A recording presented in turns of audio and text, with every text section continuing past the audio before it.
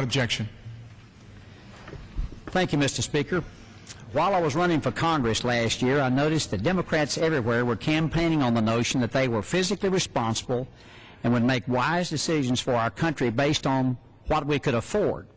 Frankly, as a former mayor of Johnson City, Tennessee, who has grown accustomed to balanced budgets and living within our means, this sounded pretty good. It made me excited to come to Washington and get our financial house in order. My excitement, however, was short-lived when I realized how thoughtlessly we would spend $1 billion.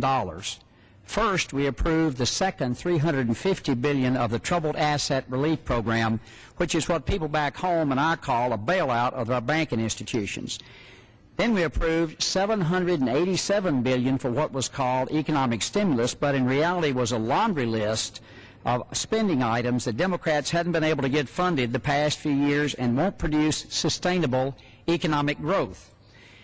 Just when I thought things couldn't get worse, we went out and passed a fiscal year 2009 omnibus spending bill that included $410 billion and an 8% increase for our federal agencies.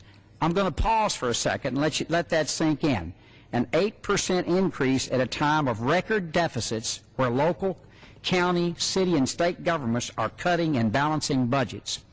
I think the American people are so skeptical of what's happening in Washington because what they see as people in Washington do is disconnected completely from reality. The reality is in Johnson City, Tennessee, they're asking their agencies to find a 5% cut over last year's budget.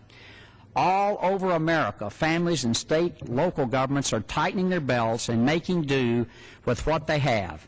Only in Washington do we respond to a huge drop in tax receipts by spending even more money. Now the administration has proposed a $3.9 trillion budget, which will be 27% of the gross domestic product of this country. This will create the largest federal government since World War II. This budget is especially troubling because it's coupled with tax increases on our job creators to pay for it. The math of these policies seem to be more government spending plus higher taxes equals more jobs and economic growth.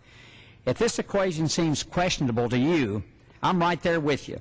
This budget spends too much, taxes too much, and borrows too much. I think the American people are beginning to question everything they hear being done in the name of economic stimulus and recovery.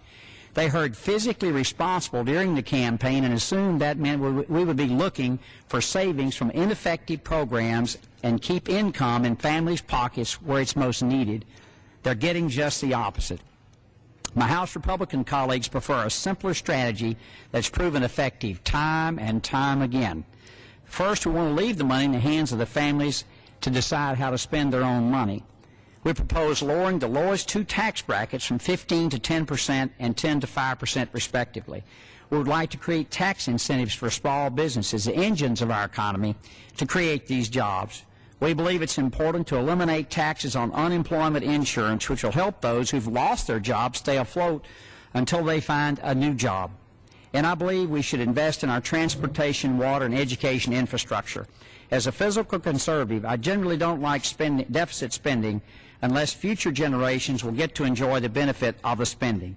By leaving a lasting infrastructure in place, our children will be able to enjoy the benefits even if they're asked to pay for some of the costs.